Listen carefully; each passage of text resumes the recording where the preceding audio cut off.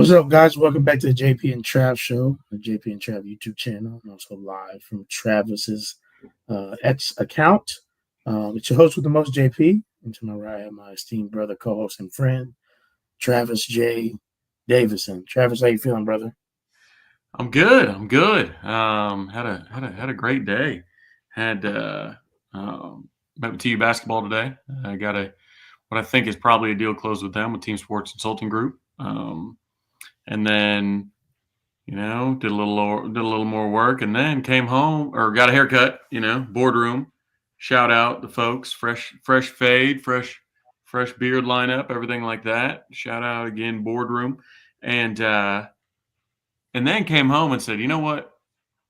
It's the first day of the Masters. Let's fire up the Hasty Bake. So what I did was made a picture of cocktails with the girlfriend here. Actually had a waiting when she got home from work.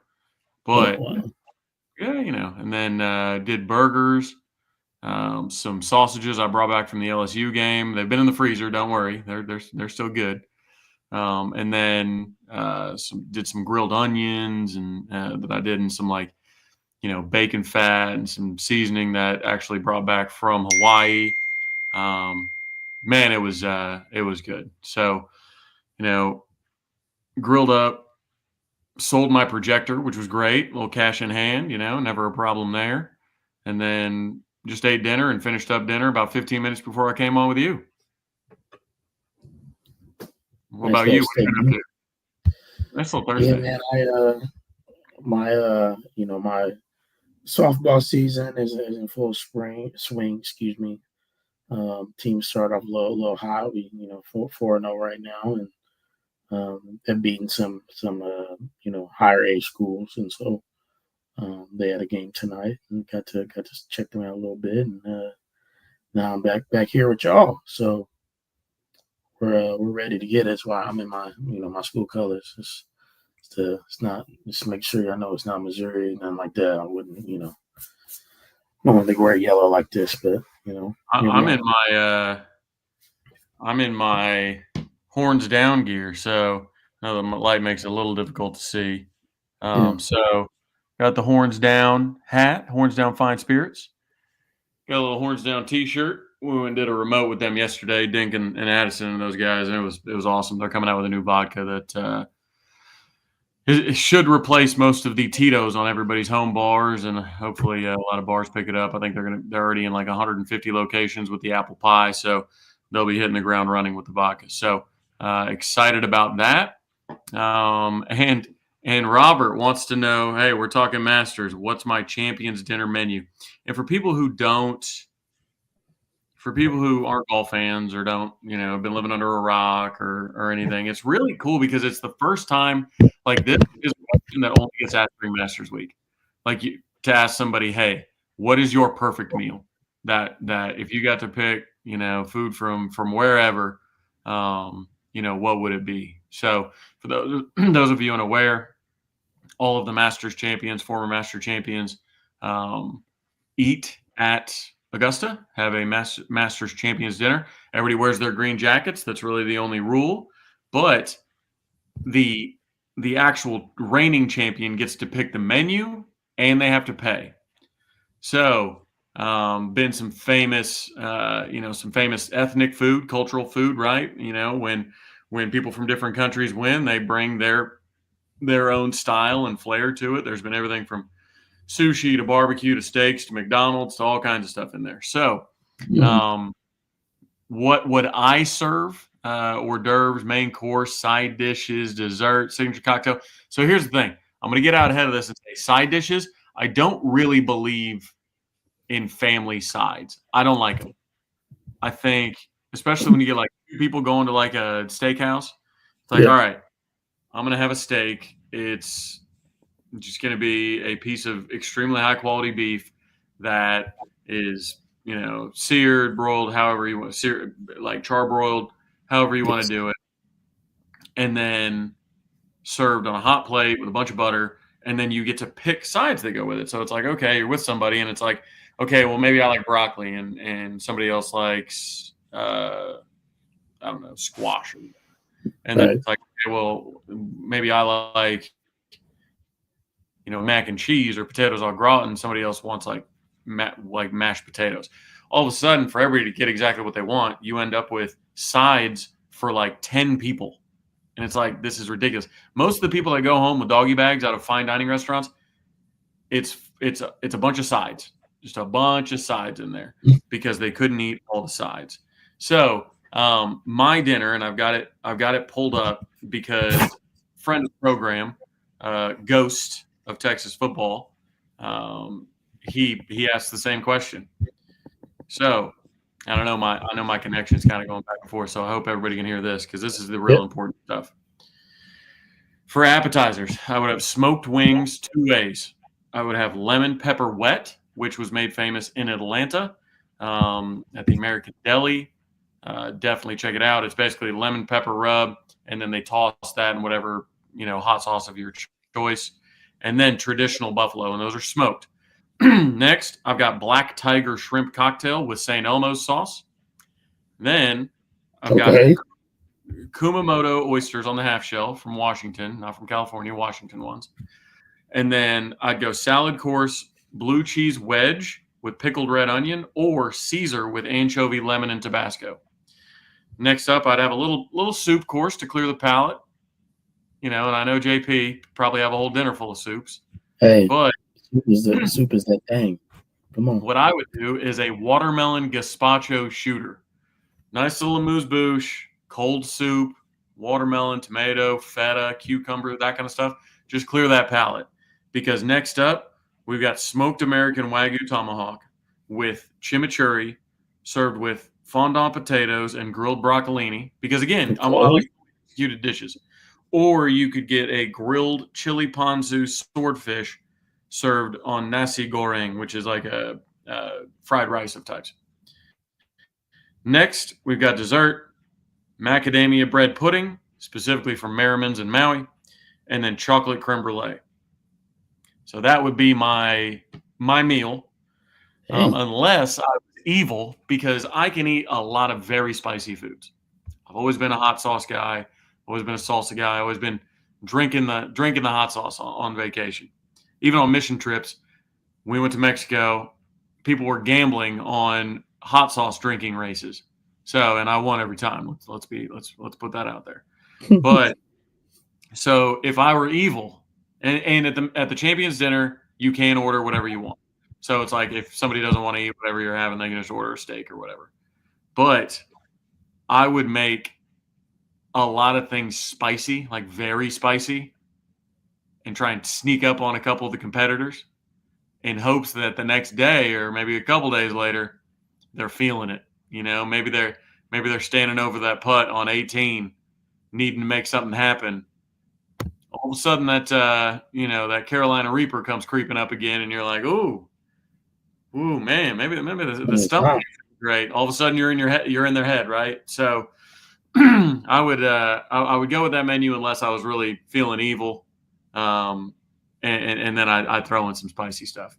Maybe I have that menu and I just have some crazy hot sauces on the table. Maybe that's best of both. Yeah. What about you? What would a full snout to tail type dinner look like for you if JP won the Masters? I imagine soup and apples are involved. Man, I don't know if I can call to task everything I would want, just like you. I mean, you a true foodie, man. I don't know, man. Appetizer would be. I'm just gonna go 3 course. That's what I'm gonna do. That's all. Okay, that's easy. Yep. 3 course, easy. Definitely some sort of potato soup. You know, potato and leek. Some. That's what I'm starting out with. Okay. And then I'll do a salad. You feel me?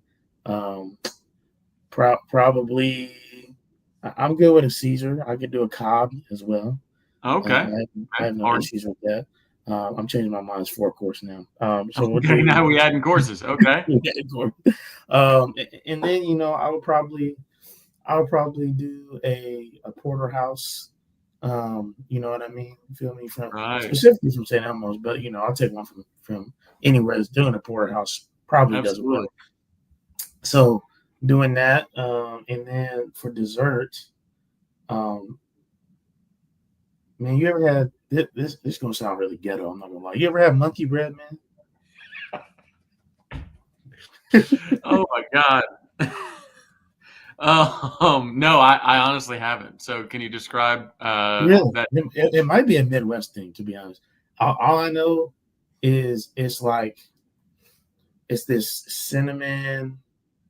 It's cinnamon, like almost like roll type thing.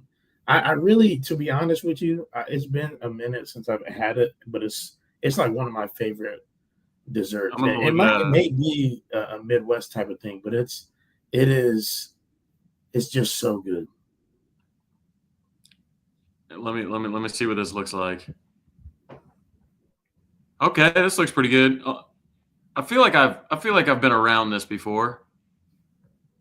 Looks like yeah, like a bunch of small, like almost cinnamon roll pieces in a circular, kind of cake pan type situation.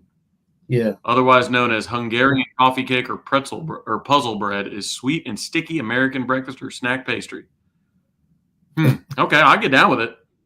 okay. I get down with it. I'm not, oh, we're getting cowboy bread. Is that what people call it in Texas? I've never heard of That's a good that. question. Instead of monkey bread, they might call it cowboy I've bread. always been more of an appetizer guy, anyways. When it came to like I would rather have a full table of appetizers, shrimp cocktail, wings, various dips. Give me some French onion dip. Give me some chips and queso. Give me calamari. Give me oysters. A seafood tower. Goes crazy. So I've always been on that side of things, and I think as opposed to desserts, I think part of it obviously mother's been diabetic since the age of 10. She makes incredible like sugar-free desserts and whatnot, but just when like desserts when we go out or anything like that, even as family, it was never like, okay, what's everybody have for dessert?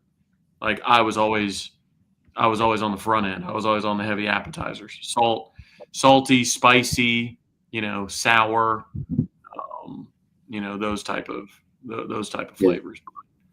But yeah, I mean monkey bread. I don't think that sounds ghetto. No, I just mean it's not upscale. Like Oh, okay. I Yeah, don't that's I fine. don't think it's like Yeah. an upscale dessert. I'm not talking about a creme brulee with raspberry sorbet on it or Well, something Tiger crazy. Woods showed it. Tiger Woods in '98 did cheeseburgers. I think McDonald's cheeseburgers. Like Really?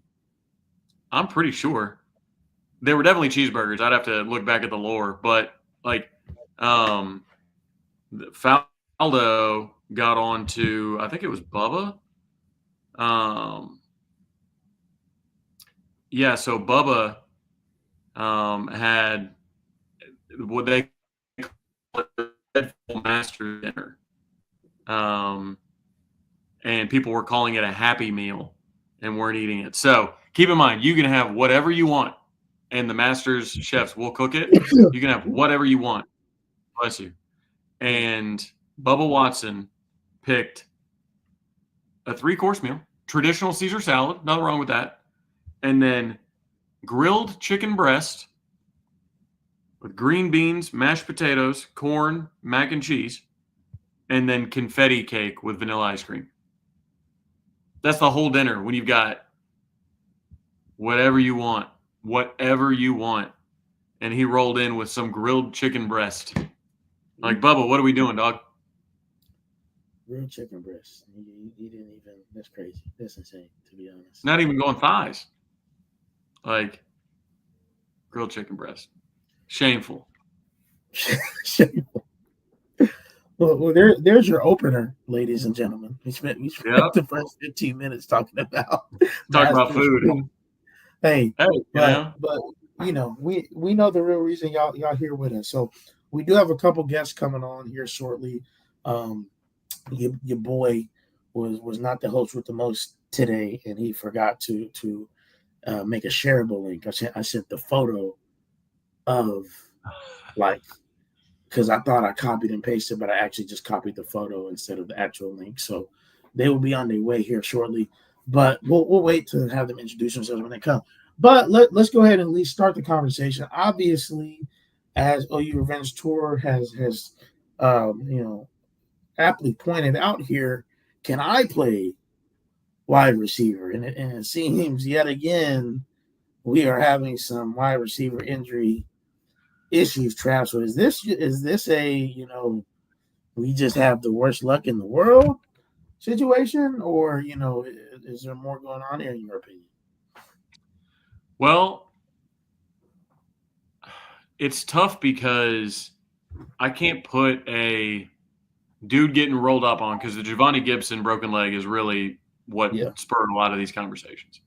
Yeah. He got rolled up on while he was blocking and broke his leg.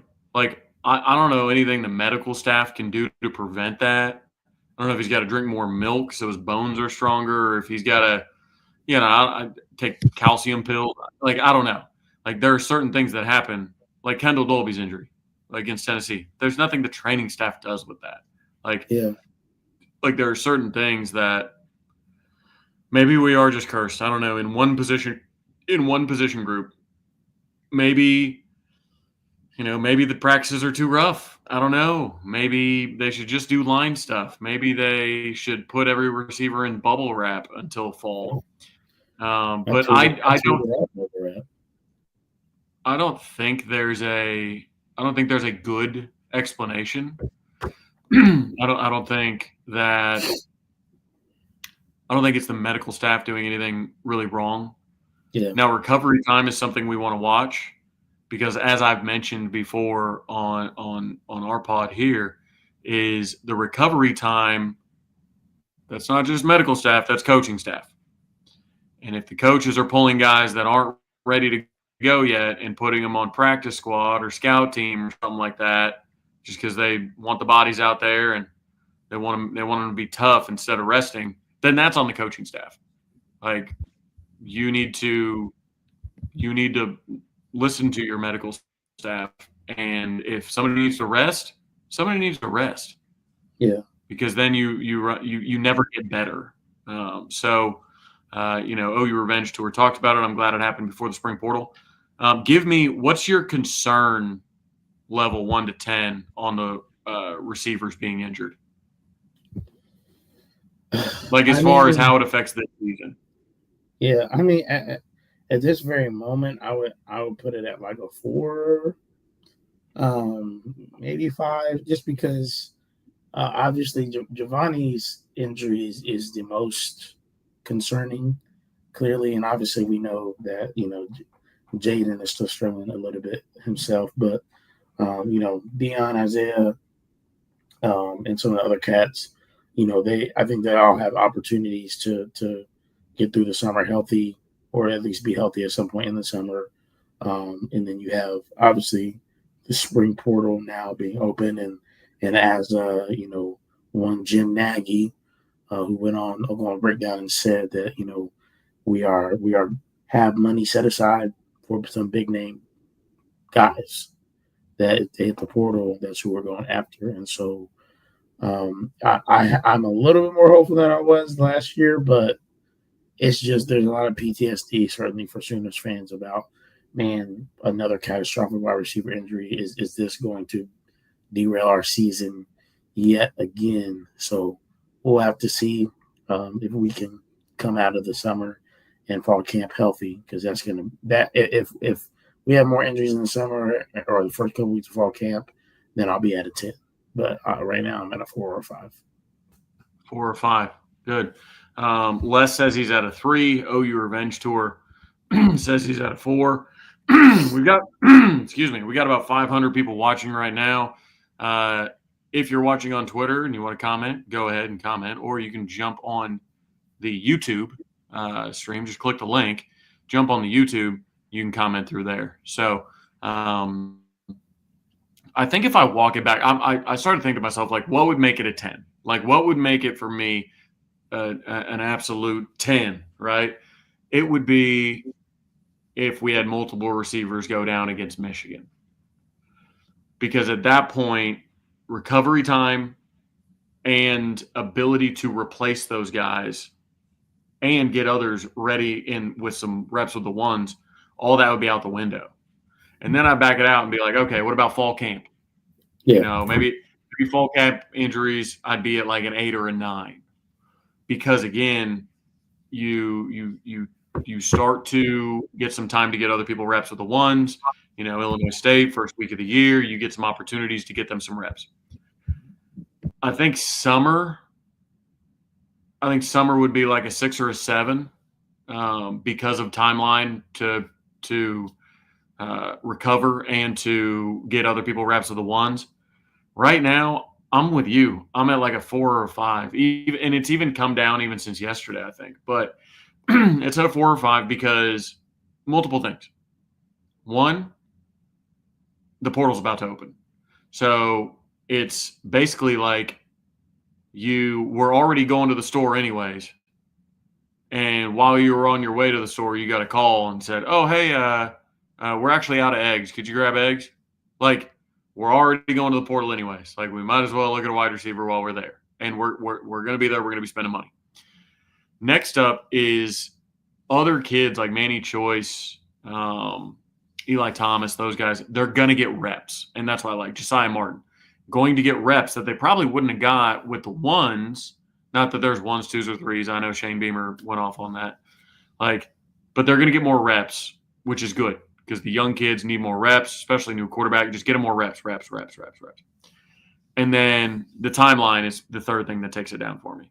Like, you got a lot of time to heal from these injuries. Now, a broken leg, okay, probably not going to be ready week 1. But a couple of these other injuries, whether it's a groin or whether it's a hammy or anything like that, if you let it rest, and if the coaches let it rest, they should be fine by the start of the season. So I think that's why I'm at like a 4 or 5. I think we are going to go get one in the portal. Don't know who that's going to be. Looks less likely that it's Trajan Bridges than before, or even not that it ever looked likely, but at least we have some concrete stuff now. Parker talked about on radio today the eligibility question. He'd have to apply and get a waiver, win an appeal for an extra year of eligibility, which makes sense. The kid was in the 2019 class. Like, it's crazy, right? So, like, with that, I would say, obviously Terrell Davis out of UCO is a fascinating option. He's right up the road. You could probably, because this is 2025, you could probably, and we have to talk about salary cap, you could probably get him for a good value, and I'd rather have a guy that's done it over a guy that's unhappy on a power team and, couldn't start there. So what he thinks he can walk in and start at OU, which could be the case. But if it's Ohio State, maybe I believe that. But how many teams out there are gonna, take a flyer to be, jumping into this room, knowing that you're going to get people back, and why are they jumping in the portal? You know what I mean? So Yeah. I think it's interesting. I do think it bumps wide receiver as a priority. But what would you, if you had to pick 5 position groups at this current time, and we talked about this before, but now again things change with injuries. So how would you rank, and I want the chat to do this too, how would you rank the 5 priority positions? What's the highest priority, and then what would just be a luxury, 1 through 5? And then I'm going to think about it while you do that. And this is the full team, right? Full team, spring portal, shopping list. You're putting together the shopping list for Jim Nagy. To me, obviously at this moment, wide receivers 1. I think you can put cornerback at 2. I would probably put cornerback / tight end, to be honest. Or I'll put tight end. All right. So which goes over? Wide receiver 1, you say? Wide receiver. And then which one we're picking 2? Cornerback is 2. Tight end is 3. Really, if I could choose 2A and 2B, that's what I would do. But tight end's 3. Offensive line is 4. And then tight end coach. Yeah,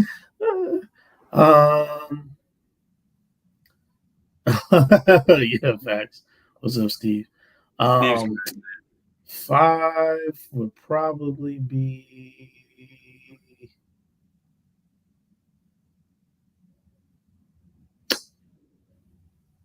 Man,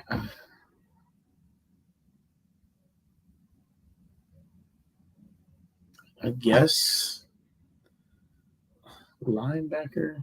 Um, Could maybe, be maybe. you get a little thin with some injuries back there.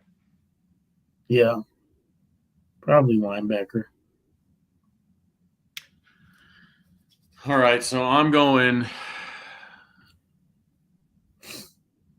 interior offensive line first. Okay. I kind of waffle on this, but tight end would have been first, but I fell for it, hook, line, and sinker on the hype video. Uh, when they show a touchdown pass from Mike Hawkins. I mean, they got me. So for your offensive line, because we get really thin at center. I mean, we got guys that could play center, but nobody that's played a lot of center. So interior offensive line, specifically center, to back up Troy and compete with Troy, push Troy, right? Because we talk about this every year. It's you run if I were to run 100 meters, let's call it 50. If I were to run 50 meters twice, one of the times I was just being timed to the time watch, and the other one I had somebody chasing me with a knife. I'd probably run faster the time somebody's chasing me with a knife. So that's what, when you bring guys in, you need to bring guys in that are going to compete for a starting job, because you need to press your current starters and run behind them with a knife. Just is what it is. So I'm going interior offensive line. I'm going tight end. And all of these are a situation where if you can find a star, somebody who can come in and start immediately, they kind of jump to the top of the list, right? But Yeah. Yeah. I would go interior offensive line. I would go tight end. I would go wide receiver. I would go kicker. Okay. And then running back. But again, only if you're going to get somebody that comes in and fights for a starting position. Yeah. I mean, tight end's going to be, you would think tight end's going to be decently easy to find that, right? I mean, I think a lot of us are in agreement.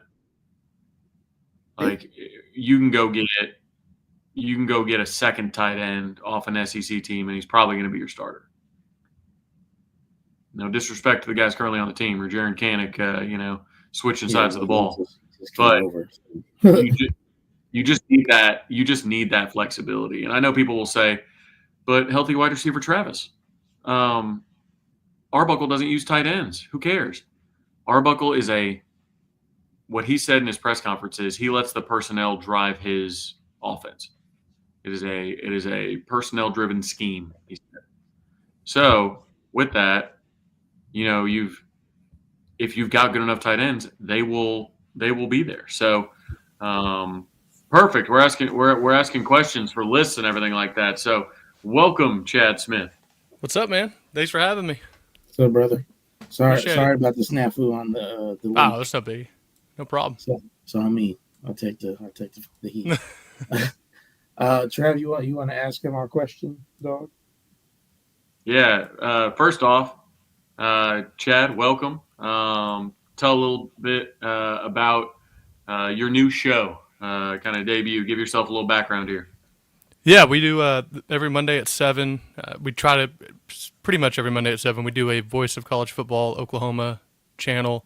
Voice of College Football Oklahoma, so it's football specific. We try to get into other sports as well, especially, I mean, Trav, you do this professionally. I mean, it's like, it's hard to find new topics every day. So we try to talk about some other sports.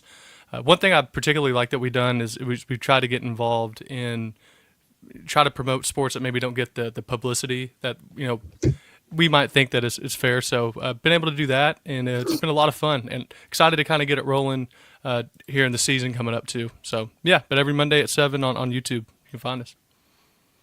Nice. Yeah, you guys have done a lot of really cool stuff, especially all your like gymnastics behind the scenes stuff was super cool. Thank you. Yeah, you guys have been killing it. So yeah, it's definitely list season, right? So we talk a lot about Ari's list has John Mateer at number 4. We play 2 of the other quarters. Andy Staples has a list out. Bud Elliott has a list out. Everybody's got a list out, right? Mhm. Yeah. And that's kind of what carries us after the spring intel. So with that, I'm giving you a list, Chad, right off the top. Okay. If you were to rank your priorities in the spring portal on the whole team, if you were to rank your priorities, what would they be? Oh man. Health. No, I'm Right. Yeah, any healthy players, they go to the top of the yeah. list. Right. Yeah. Just if you're healthy, you can play for me. I think tight end is still a wonder for me. I think that might be the easier answer from all, just because of how important it can be, with especially in an Arbuckle system. I think that is probably my most important position. Still, you can never have enough, especially at corner. Man, I thought losing Kenai Walker was a big one for us because of his size, and I know he had some bad. He had some mess ups there late that really kind of stuck out to people. But his size, his experience, I thought was going to be really helpful in terms of depth at that position. And losing that was kind of a depth piece I would like to see replaced, especially at corner, with Eli Bowen having the issues he can have, and then Gentry Williams obviously having the shoulder consistently. That's a worry for me because if they're both healthy, I mean, you're pretty stacked at that position, really. But I worry about the injury to Gentry and then the possible issues that Eli, I know, has been on the boot, but you never know if that stuff's just so just a huge precaution, or it's actually a worry. So I'm going to take it as the former. But after that, probably let's see, what would I trust next? I feel pretty good about safety. I feel pretty good. Wide receiver, I just don't know. Y'all tell me. Has there been actual reporting that there's injuries out there? Or is it just the rumor mill, or have they just not said anything? No, very, very real reporting. Mhm. Yeah, Giovanni Gibson, I would be shocked if he's back before Texas. Shocked. Okay, but you think he could still play this year? He could, but if we get into November, like, is it a situation where it's better off, like, True. redshirting him, using, that, his position essentially as bait for another wide receiver. I think if you go into the portal, I think you tell somebody, hey, look, Giovanni's going to be out, all season. We need somebody to fill that role. Like, I think you have to sell that. I don't think you can go into the portal and get anybody good if you're like, hey, can you play through October? Right. So, but yeah, the injuries are real. I think that's really the one that, like, I know people say 10 of our 13 wide receivers are banged up in some way, but banged up in early April, like, it can mean so many different things, and there's so much time left. I mean, it's like, that's the one. I was so excited when he came in just because of his size and ability. Hey, is there any smoke? And I guess maybe if there is legitimate issues in that position, just because of how scarred we all are from last year, maybe go out and look for more pieces there. Other than that, I'd never have too many inside defensive linemen. So position, obviously, if you can find anything there, another Demonic Williams type find would be nice. But I think for me, for sure, tight end is still an issue that I want to see, or still a position I would like to see. And maybe it's unfair because of they might have a guy there that is going to be that guy, and they really do trust him in the system. But for me, I would like to see someone who's made plays in a kind of what that is it Ball State, the tight end that was out of Ball State that had a lot of almost 1,000 yards receiving, or yeah, something that has that kind of production. If we can get one, I would like to see, just because that comes with an understanding of playmaking, understanding of just positioning on getting into the field and route trees, route concepts, and so getting someone like that, I think, would be really beneficial for us. But that's not like a crazy take. I'm sure most people would have that opinion too. I mean, just like last year, the positions we saw struggle. I'm curious. Don't mean to ask you all questions on your own show, but since I haven't been able to catch the first half, what position are y'all most? All right, take out quarterback, because we're all excited for quarterback. I mean, that's sure. What position do you think has the most potential to be like our strongest part of our team? I'll go first. Okay. Safety. Brandon Hall has that room going nuts. Like, your two freshmen, like Omarion and Wimberly shouldn't have to touch the field at all this year, because you've got obviously RSJ, who might be the best safety in the country. PFF had him as the best safety in the country through like 8 weeks last year or something like that. Big physical hitter. You got Peyton Bowen on the other side, who was the 5-star that everybody wanted, right? All right, well, it's time to be that 5-star, right? Well, and then you've got the 3-headed monster of Reggie Powers, Michael Boganowski, and Jaden Hardy, where all of them looked good when they got in last year. And I mean, adding Kendall Dolby, into the mix. Is he cheetah? He can play some safety, kind of in that, that role. And then, like, you've got Kendall Daniels coming in, who's played safety, So it's like, okay, what do we like? You've got so much talent in that room, and I think you got a ton of versatility. You got size, you got speed, you got hitters, like violent people. And you've got experience too. Peyton Bowen's actually played a decent amount of football. RSJ's played a lot of football. I know a lot of people were after him in the I don't even know if I can call it the portal because he was never in it. A lot in the Tamper in the back. People were after him. It's always a good sign when people are trying to come after your players. And him, Jaden Jackson, those Dominic Williams, those type of guys, people were coming after him, and I'm sure significant amounts more. So that would be mine. We can introduce our guy Jay Smith before JP gets to his answer. So, what's up, Jay? How are you?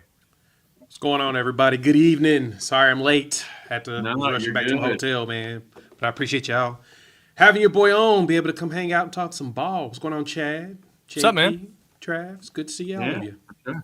Good to see you. Good to see you. So we gave Chad the the opportunity to give a little shout out to his platform and whatnot. So tell people where they can find you. I'm sure they already know, but tell people where they can find you, when they can find you, things like that.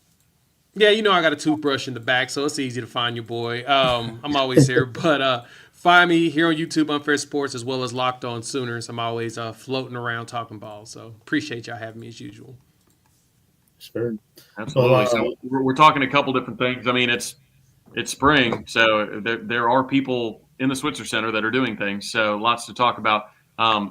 Chad just asked a question, and then we'll get back into kind of some of our things we asked Chad and others. But each of you, JP and Jay, tell me what position group you're most confident in going into this season. I already took safety, so if you don't want to be original, you can always hop on my. I mean, I got broad shoulders. You can hop on my shoulders. But Jay, you came in late. You can't say quarterback. That's obvious. That's too obvious. Of course. Yeah, no, I figured the figure quarterback was too obvious. Brandon Hall's probably got the best room on the team right now. Besides, honestly, Ty Bates. I think I trust the defensive line in general, from Bates to Chavis. Both of them, they got a really good group of dudes. I mean, looking at the defensive line itself, you're hearing some good stuff about Marcus Strong, which honestly gives you now a 3 deep there. Of course, Stoney's showing out. He's up there at 313 or 320, and he looks at, and he hasn't compromised his speed based upon the reports. That's probably the one that's huge to me. Then you got, of course, Jaden Jackson's got to get healthy, which we know what he is, so we ain't tripping on that. As long as that shoulder doesn't screw up, he's Gucci. He's going to play at the level you want him to. But looking at Grayson Hall and the way he played last year, he's going to have another jump. Like I said, Marcus Strong has made enough of a leap to where everybody's really talking about him. Trent Wilson is one that we don't talk a lot about because he's a true freshman, but he may be fighting for some time on the field. Everyone loves him. Everyone loves everything about him. His mentality is there. Heck, the only time I've seen that dude smile at anything was when Troy Everett was running around with the mic. Besides that dude don't even smile. So when you got somebody me-mugging constantly, that tells you, hey, man, he takes this stuff seriously. So he's trying to rip somebody's throat off. You got it pretty solid there, man. It's just looking at that defensive line, you could have a 3 deep at all positions. That makes me excited. Then the edges, of course. Got to still thunder on both of those, because even with R. Mason Thomas leading things, I know that Marvin Jones Jr. has been impressive. Like the knock on him was his motor. Rumor has it he was kind of lazy, didn't really do much. Other school, they just didn't feel like he could live up to his potential. Ain't nobody complained about him here. Like they're like, no, we're pleasantly surprised that he's the complete opposite of, and which he's probably realized this is my last chance. I need to show up and show out if I want to get drafted. So with those two, PJ and then Daniel Collier showing up, and then Taylor Wine, when he put that move on Fasusi, I believe the hype. Because I've been hearing about him for like the last year and a half. Like, oh, Taylor Wine's going to be something. He's going to play something. Then, you dropped that propaganda, and you saw him do that spin move on Fasusi. I was like, all right. Yeah. I'm sold. It's real. It's probably real. So you got yourself potentially a 3 deep there that can actually play in the SEC. Defensive line, man, I think I'm the most confident there. I think they're going to be the ones that's going to really help the secondary this year as we're trying to figure out the corner spot. Well, the position groups are dwindling. He basically took the whole defense, it felt like. So You're welcome. Listen, I didn't help myself bringing Jay in when I did, because I was about to answer and say defensive tackle specifically. So, but I'm gonna just piggyback on what Jay said. I mean, it's a rookie producer move right there. I mean, you gotta protect the takes. Get all your takes off, and then let other people in. That's right. I'm a silent assassin. I wait most of the time. But no, I agree with it. Todd Bates' room, I think, is among the strongest on the team. Obviously, Brandon Hall, as you guys have happily pointed out, is doing an amazing job. But just the depth that we potentially have there with Dominic, with David Stone, with Jaden Jackson, with Grayson Halton, Marcus Strong, like there's just a lot of depth that's been created there. And if you can imagine, where we are now opposed to where we were 2 years ago, 3 years ago, at that position, it's leagues above where we were, right? So I'm looking forward to seeing what they do. And I think, again, to have your front four be solid, and then, the safeties can handle the back end. We just need, healthy corners and healthy linebacker room. And I think the defense can be every bit as good as we think it can be. What's funny? I left off one major name on that defensive line, and none of y'all even corrected me for it. Didn't even talk about Dominic Williams. And he's just been – we know that he's going to start. So Listen, we had a special moment here with Dominic Williams, me, you, and Trav. Jay, I don't know. Yep, we were. Jay went he crazy. Committed while we're chopping it up. Yes. Yes. Yeah, that was. I had an assist from Pops. He was lighting my cigar off screen as we were all lighting up on it, and that's the key. I was like, all right. That's why I did the show outside that night. I was like, I'm doing the show outside because if this thing pops, I'm lighting up a cigar immediately. So. And then Jamar Kane called in the middle of it. And I'm like, hey, I'm on the pod. He's like, oh crap, sorry about that. I'm like, hop in the comments. It's my question would be, because we've kind of gone through now the strengths, right? And I'll ask the same question we asked each other, and then Chad, I'll ask it to Jay. Jay, the spring portal is about to open. I'm sure you've heard. If I were sending you into the spring portal and I was Jim Nagy and I said, hey, Jay, like, I want you to put together, top priorities. I want you to put together my shopping list. I want you to rank the top 5 priority position wise that OU should have in the spring portal. Top 5 priorities position wise. All right. Top 5 priorities. Actually, it's pretty easy. Number 1's definitely wide receiver. We don't know what the Jacobs are going to look like right now. Rumor has it Giovanni is probably week 8, week 10-ish, which means he's going to redshirt. If he comes back early, it's gravy on top of everything. Him and Jaden. Now, Jaden, we should know something probably August, because that was his timetable anyway. Even with the setback, it's still the timetable was August. So when fall camp starts, we'll know about him. But losing both the Gibsons, that's tough. So to me, I'm looking wide receivers, number 1. Number 2, I'm thinking corner. We don't know what Gentry looks like yet. Eli's still hurt, sprained ankle. So we'll see what he looks like after the summer. But you may want to get one more veteran corner just to help your young pups along. Because I love the 3 that we brought in. All 3 of them are dogs. But they're also true freshmen. And it's not very safe to put them in the SEC like that. Yeah. But I do expect them to rotate. So if you can get a veteran that's willing to rotate, That's number 2 on your list. Number 3, you're going to go interior.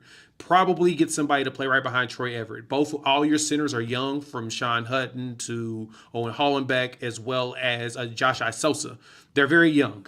So you may want to find another veteran, since I guess I figured out the long way that Branson Hickman did not have any more eligibility, even though he technically did not redshirt. Actually, he didn't use his COVID year. He redshirted but never used his COVID year. But I guess they didn't try to figure it out. So you're going to need probably one more center that you're comfortable with. If you go into number 4, you're probably going to go ahead and get a running back.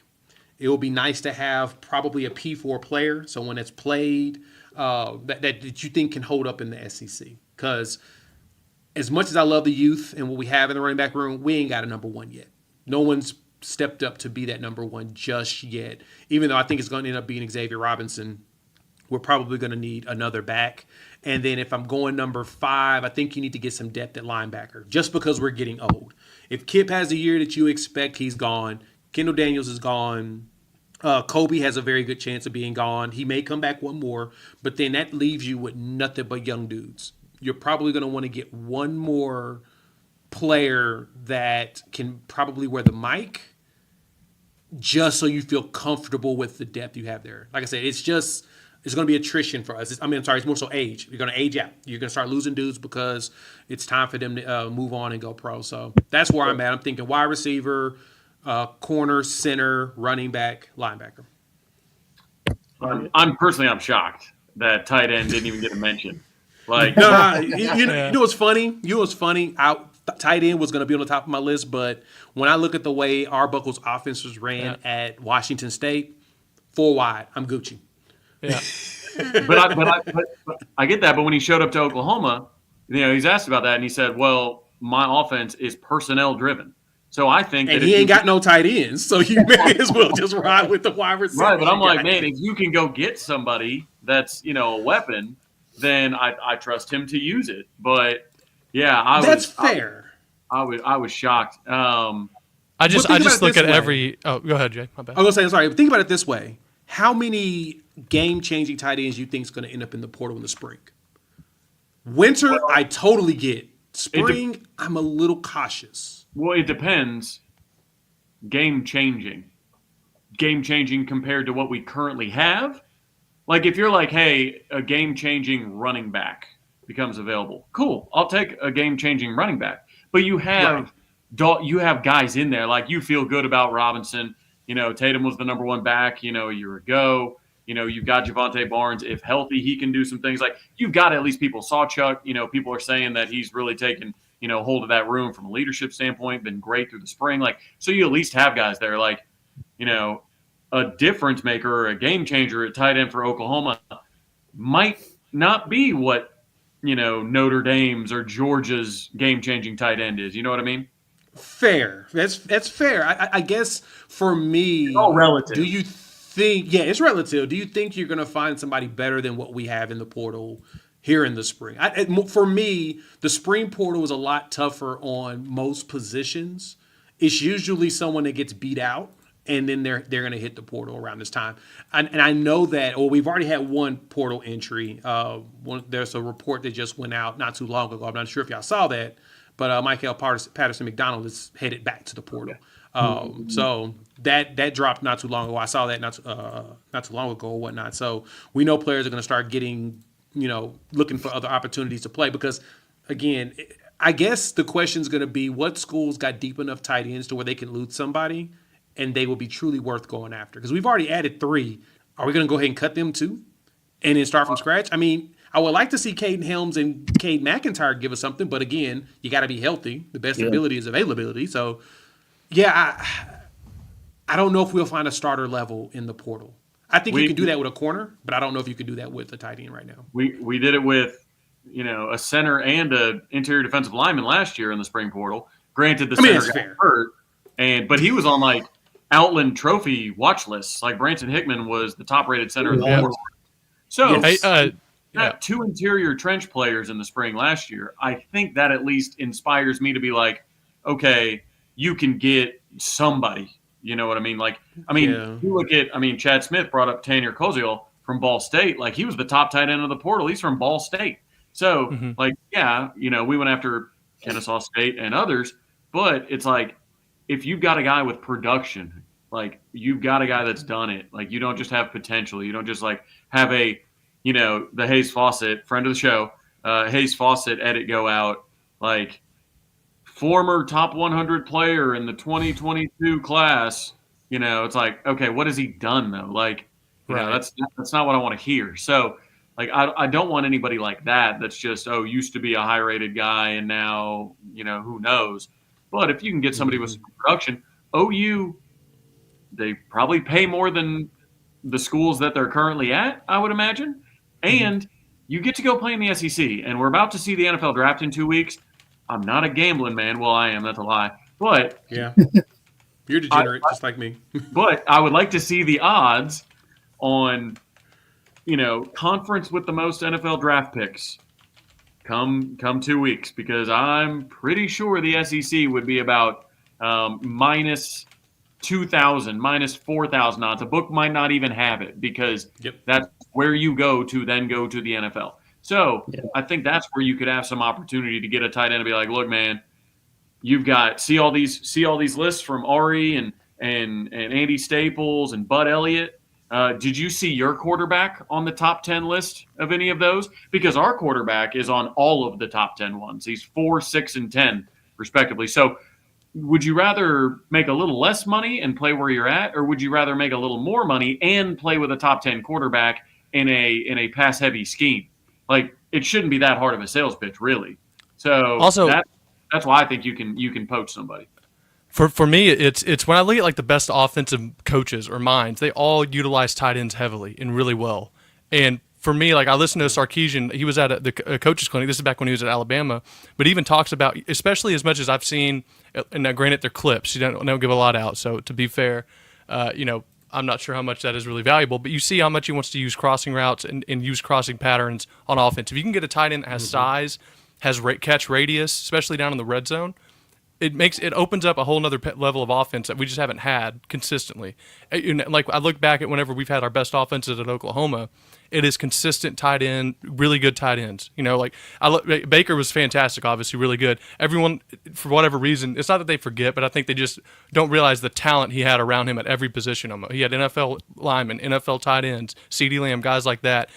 Now, I'm not saying Mark Andrews is going to pop up in the winter portal. God, if he does, I hope we get him for whatever we can get him for. My goodness. But I just think that you can adapt a tight end so well in different offensive schemes. And I think if you look at a guy like Arbuckle, he's shown that he's not afraid to make changes and adjust. He's talked about that even in his interviews. He's going to look at the landscape of SEC play, what offenses work right now. And I think you look at the ones that are succeeding a lot, they utilize tight end play well.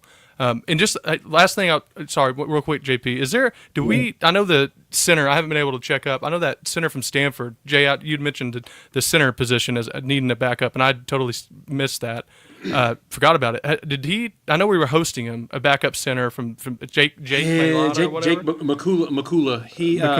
He had 3 more visits. Okay. So to me, it sounds like he's looking for a starting job. Okay. And if that's the case, he could probably start it for the schools that he's visiting. Cool. Compared to us, unfortunately. So, yeah. I did want to, guys, before we head out here in 10 or so minutes, let's talk about, the Crimson Combine coming up this Saturday. I want everybody's thoughts on what will be the initial, Crimson Combine, because at this point, it doesn't seem like spring games are coming back anywhere in the near future, one, but also, the NCAA ruled against having another team come and scrimmage. So at this point, this may be what we get. So what's your opinion on what they have planned? And, are you guys all going? Obviously, I'm not going to be there. But. Go ahead, fellas. I'll be there. I'm going to definitely be there, hang out with some of the parents of some of the young players that I've met over the years. I know a lot of them are going to be in town for it. Parents got their email about, the festivities and stuff. And to be honest, it sounds like it's going to be a practice, an actual practice that the media goes to. But the fans will be able to actually witness it. So the drills, the 7-on-7, which sounds pretty dope, to be absolutely honest. I like to see the one-on-ones against each other because, let's put it this way. we go to the spring game. Granted, one reason is one of the cheaper games you're going to be able to go to, but the other thing is you want to see big plays. You want to see the quarterback launch at someone deep and they outrun everybody. You want to see a busted coverage. You want to see a running back break some tackles and go. And then you want to see like one or two big hits. Now, granted, you are fearful of Boganowski, a.k.a. Baba Yaga, giving somebody a concussion, but you do want to see somebody get hit. Yeah. We got enough injuries already as it is, and I don't know if I really want to see people get leveled against each other.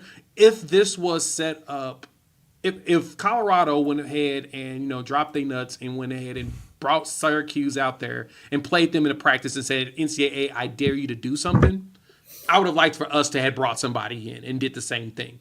And then we could have actually seen some action. But the 7-on-7, I think, will be fun.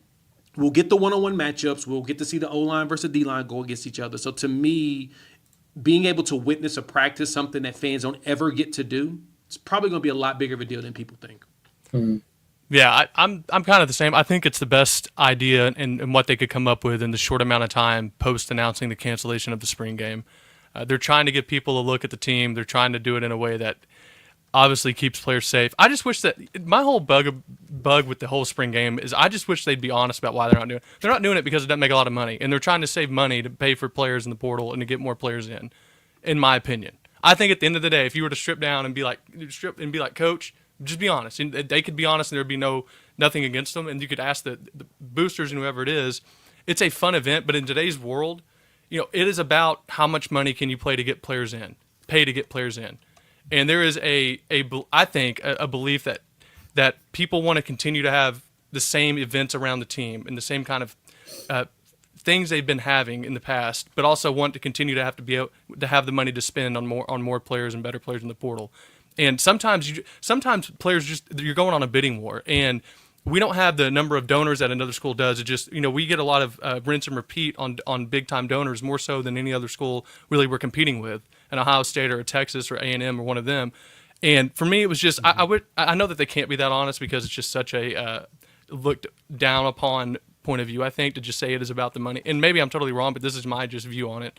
Because you look at every coach has a different excuse for why they're not doing it. With injury, Sark saying they played so many games recently, or was it Dabo was saying the other person not wanting to run it was saying that he has another reason, but. For Oklahoma, I think at the end of the day, it is a fun fan experience. It doesn't have the return on investment that that you get in order to really compete in the NIL, or in order to make it worth not having that money to go to the NIL aspect or the portal. That was kind of my issue. Was just I can handle giving up the experience of going, or having even something else. Like I think it's going to be cool to see Mateer throw 7-on-7. To see, like Jay, just like you said, I think all that is spot on. The 7-on-7s are going to be awesome. Like that's a fun event to go to just to watch. Like when you see high school kids running it, now you're going to see a really elite, like Trav brought up earlier. You're going to see an elite back seven going up against an experienced, I don't know how, hopefully elite wide receiver group. So that is something that I think fans are going to enjoy, but. I just thought that it was. I don't. I'm not hiding the ball a little bit, but I just, it's about money, and for me, it is a way for them to, save a little bit and to put more money in the portal world. But listen, I think taking away from practice time, nothing to do. But here's my thing though. Here's the counterexample to that. Is imagine they made a ton of money off. Imagine you said they were going to make $1 million off the spring game. They would do it 100%. There'd be no. I guarantee you, they would find ways to just say, "Well, look, injuries happen in regular practice. Like you can't play the game scared. You can't do a lot of different things that they're avoiding saying because they just don't want to spend the money and the capital to put on a spring game." In my opinion, I don't know. That's just me. I think so. For those of you that don't know what I do for a full-time job, I've got Team Sports Consulting Group. So we do relational science consulting with just hopefully close the deal with TU today. Be going out to Pennsylvania, awesome. School by Philly. Awesome. We're going to be up going through Indianapolis, doing some schools up there with JP. So, anyways, but to say that I talk to coaches. I'm on Zoom calls with coaches all across the country, literally 3 or 4 a day. It's a bit exhausting, to be honest. But every one of them tells me the same thing. I've met with multiple SEC coaches. I've met with people in their programs all the way down to high school. Every single one of them says, "Well, I just don't have time. I just don't have time. Every single coach I've ever met thinks they are the single busiest person on the planet. And every one of them thinks it, which is fine. I know they've got a lot to do. But, like, a spring game is a big operation. It is it is not just walking the guys over from the locker room, going through drills and that like it is a production. It is, you got to get out on the mic. You got to, you probably got to wear a polo. In the past you got to auction off somebody calling a play for one of the teams. You got to divide the teams. You got to have Team Biedenbow versus Team Bates. You got to have auction, like you got to have, different events, youth events, all this, that, and the other. You've got to have a full-blown game. You've got to lay out the jerseys, the red and white. Like, just from an operations standpoint, it is way more work. And these people that are football coaches in general, they just don't feel like they have time. And they're about to go. The rules go. You get, 20 hours a week during spring ball, and then you go down to 8 hours a week. And a lot of that is spent lifting. So they're trying to squeeze as many regular practices in and their regular routine and not have to do something, even though it's for the fans, because I don't think you could charge, if it were a money loser, you could just up the prices and you'd have enough people there to offset some things. But like, that's where I start to struggle, because I'm like, it's just it's just more work. And I feel like the football coaches, especially now, keep in mind, you have a front office that is building itself out. They're flying the plane as they're building the plane, as they say. Like, you're about to try and figure out rev share. You have no idea what this ruling is going to be. They're in the middle of the court right now trying to decide it. Like, you're just having to do all this stuff, and you're in a tornado of just new information. And then they're like, oh, by the way, you're going to do a big time showcase. And I know a lot of the coaches didn't even want to do everything that's going to be done. Like, I think that was pulled out from the administration saying, no, if we're going to cancel this game, you've got to give us this. Like, you've got to give us stuff that the fans want to see. And that's no knock on the coaches, but that's what I'm hearing, at least from the people I talk to, is the coaches decided they didn't want to do this, and the admin is like, no, you got to do something. Like, you can't leave us out here. They've already sold tickets to the thing. So it's like, it's with that, I'm going to be there. I'm going to be down, I've got for the field part and everything else. Like, I will be there. But it is very much, like I said, my experience talking to coaches, it is, hey man, I just have no time. And when you introduce something that has a lot of different things to it, if you don't really want to do it because of that, that's where I think all the excuses come from. It's the injuries. Well, then you're going out doing something. You get injured at practice. Clearly, you get injured at practice. Like that. Maybe spring game would be the only healthy thing we do. But like, it's not poaching really. I don't feel, because then you just wouldn't televise it, and people can come watch practice. Like, people can come to a spring game to watch showcases as much as they want. Like, you can poach wherever, and it's not like somebody's going to be like, oh my God, Eli Bowen's good. Thank God I saw him at the spring game. Now I'll go tamper with him. Like that kind of stuff. Fair. Like, I just don't buy into that. I think it's easy to say those things because college fans right now, what do they hate more than anything? NIL and the transfer portal. So really the transfer portal more than anything. So if you can make this all about, hey guys, that big bad transfer portal? That's why we had to cancel the game, man. Sorry. Would love to do it. There's nothing more that we would love to do than to completely change up our schedule and go put on a game in the middle of April.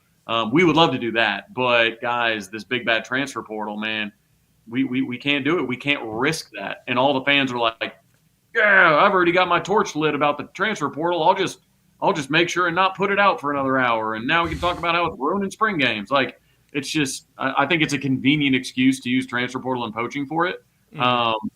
Because I think poaching is going to just exist anyways. And you can poach in other ways, back channeling and whatnot. I think it is just these guys. They think they just don't have time for anything, which they might not. That makes sense. I mean, that makes sense. It makes, to me at least. Yeah, it's pretty legit on that. I feel like, honestly, there's an element to where this does become somewhat exciting for the fans. I know it's not the same But just when you think about specifically Oklahoma Twitter, and the way that we present ourselves on there, we have a lot of, we talk about all the time, we have a lot of rabid fans, and you have to be a blue blood, right? And so I think this is honestly the best thing that could have happened besides the spring game, because you give fans access. Like we all, Trav, how many times have we talked about it? And Jay and Chad, you've heard this, I'm sure as well, that it feels like everybody that loves Oklahoma football wants to be an insider. Like everybody does. like at some rate. I mean, it's cool. It's cool. And so getting to get fans that this type of access that maybe they, even in the spring game wouldn't typically have, being able to see the players, running 40s, like different stuff like that. I think it is going to provide a different element. I think it'll be successful. I really do. And I think it'll be something that, kind of tickles different parts of fans' brains, if you will. I think it is maybe a little bit of a risk because it's so different. But I think, again, if you're going to do anything, like you said, Trav, like you got to do something. If you're going to do anything, I feel like this has the opportunity to be really great. Now, it has to be fleshed out well. Things can't be, late. People got to be on time. It has to be organized, all those things. And that's yet to be seen. But I think it has the potential to be a really cool event. And if this is the way that, college football is going, then, we'll just have to figure it out. But y'all have to let me know, how it is. When you get there. Let me add to that, though. Like, I think this is the thing that disappointed me about Oklahoma on this. Why did they even say that they were going to get rid of they were going to replace the spring game? Because, if you really think about it, spring game is kind of like a 7-on-7 with just offensive linemen kind of standing there with each other. It's really not that intensive of a game. It's really just, like I said, we're watching dudes get busted coverages, and you're here to see that part. You're not here, because I'll put it this way. Somebody gets hurt, knock on wood they don't. If somebody gets hurt, fans are going to lose their mind on it. Why do we do this? Why do we put our players in this situation? At the same time, dude, it's football. Football, people going to get hurt. That's just the game. It's football. So, to me, they shouldn't even said anything about it. They should have just said, we're going to do some adjustments to the spring game itself, and then go out there and do 7-on-7. Nobody would have said a word. The problem with that, though, is the way the decision was made, as I understand it. The football side came out and said, hey, we're not having a spring game. And the admin said, excuse me? We've already got to do something. We got to do something. So then it became there's a reason that we just found out what was going on at the Crimson Combine, like in the last week, right? So if this was always the plan, we would have known this a long time ago. Yeah. And shout out to the administration, really. I know they don't get a lot of shout outs, but they deserve a shout out for pulling together what they did, in a short amount of time, because that's my issue with it is Texas and Nebraska and like USC cancel their spring games. We sell tickets to a spring game and then we cancel it. Like you look really bad. Like you look like you're just following Nebraska, Texas, and USC. And then you don't give yourself enough time to really, make it just a crazy, months long planned out event like a spring game would have been. And then you've got to fight tooth and nail for, hey, you guys got to you got to give us something. So that's why we didn't see, like, the announcement of the combine was new tradition. Okay, what is it? Like what is it? Well, the reason they didn't tell us what it was is because they didn't know. Because they just found out that they had to cancel it, and they couldn't say, oh, we're just going to change it a little bit, because they were trying to dig whatever they could to get out. I mean, whether they was talking to alumni, trying to get NFL alumni to come and do some drills, trying to get, some of the ideas I heard, I'm like, those are great ideas, but this thing's in 2 weeks. Like it just is what it is. Like you need to flesh these things out. So I think that's where my frustration was how late it was. And it really forced the hand of the administration to try and scramble when, again, they're trying to put together a front office right now. They're trying to figure out what the NIL legislation is going to look like. They're trying to figure out, a ton of things. And all the while, Like now you have this new thing that you got to do. And it's like, golly, come on, guys, get on the same page. No, I agree with you there because this is also a really big recruiting weekend. So I know the recruiting team, Joliel, I know all of them are probably trying to put together an event for all these recruits that we're trying to bring in here, and then at the same time get told, well, we're going to go ahead and cancel the games. What the heck we going to do with these recruits? We're going to have them just watch practice again like we've been doing over the last couple of weeks. I mean, it's cool and all, but probably should give them a little bit more because this is a big recruiting opportunity type weekend. So I totally agree with you there. That was the thing that frustrated me was that they just came out and said that. To me, they should have discussed it internally. It doesn't feel like anybody talked about it internally before they did it. So I totally 100% agree with you. The optics of it felt like they forgot to say, hey, admins, I don't think we want to do this. They just kind of went out and announced it. And they're just like, whoa. You doing what? Mm-hmm. Yeah, it's you got to give the fans something, especially like you said, if you're selling an event to everybody. So I think, I still think the 707 is going to be fun. I think it'll be exactly what fans will be looking for. They're going to see wide receivers going against DBs, and those young DBs, they gotta don't get cooked. That's going to be the tough part. Well, I mean, I think it's going to be a good event. Like honestly, and I know, agreed. There's negativity surrounding it, which is again understandable. But I'm excited. I'm excited for offensive and defensive line drills. Like I'm excited for stuff like that. Like that's exciting stuff. Honestly, when we were talking about who we talked about, when we were talking about best position groups, I think offensive tackle could get there. And I know that sounds crazy, but like I feel good about offensive tackle right now. You got both the Jakes, you've got two stud freshmen, one like the highest rated, tackle that's ever been recruited at Oklahoma, that's already, turning heads, holding his own in one-on-ones. You've got Foj, who again, very high ceiling, looking good early. And then you brought in Simmons. You've got Logan Howland coming back.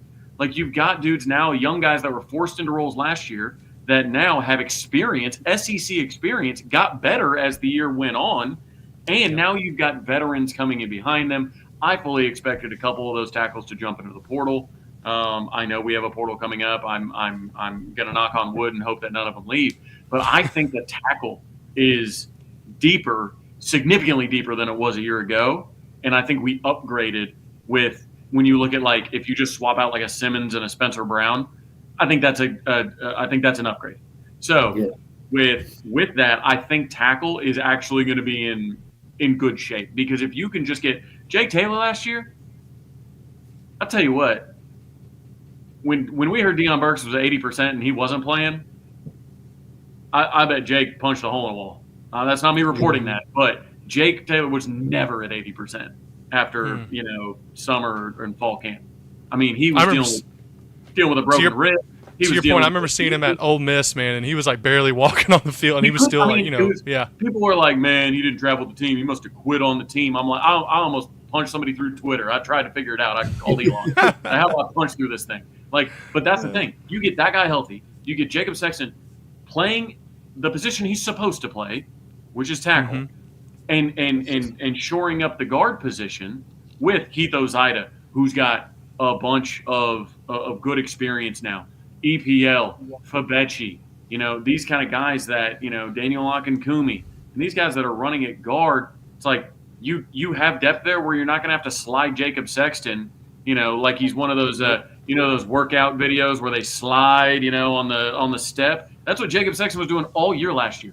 And you can't build anything if you just have to go back and forth. So that's why I think the tackle position is going to be fun, which is why I'm really excited to see offensive and defensive line drills.